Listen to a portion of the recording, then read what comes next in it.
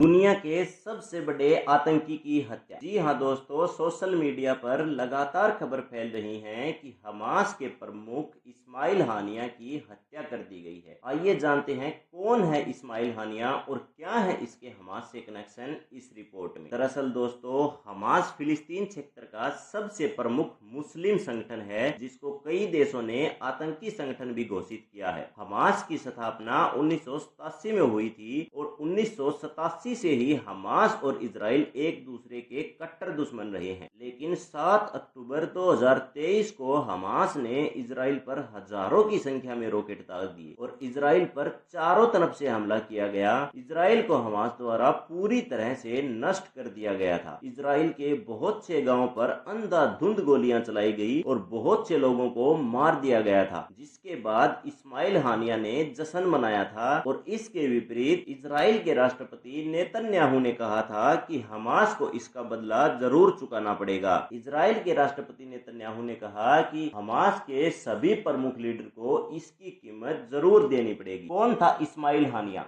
दरअसल दोस्तों, 2017 में आतंकी संगठन हमास ने इस्माइल हानिया को अपना चीफ बनाया था। रिपोर्ट्स की माने तो हानिया कतर में रहता था और वहीं से आतंकी संगठन हमास की कमान संभालता था। और बीते रविवार को ईरान के नए राष्ट्रपति मसूद पेजेकियन के शपथ समारोह में शामिल होने के लिए ईरान की राजधानी तेहरान में पहुंचा था, जहां इजराइल की खुफिया एजेंसी मोसाद ने CIA के साथ मिलकर उनकी हत्या कर दी। इससे पहले भी साल के अप्रैल महीने में इजराइल ने अपने एक एयर स्ट्राइक में हानिया के 3 बेटों को मार गिराया था और तब इजराइल की ओर से कहा गया था कि हानिया के तीनों बेटे इजराइल के खिलाफ किसी बड़े आतंकी हमले की प्लानिंग कर रहे थे। खबरों की माने तो इस्माइल हानिया के 13 बेटे थे और इजराइल की सेना द्वारा उनके 3 बेटों और 3 पोतों को एयर स्ट्राइक में मार दिया गया और जून के महीने में इस्माइल हानिया की बहन और उसके पूरे परिवार को मार दिया गया था।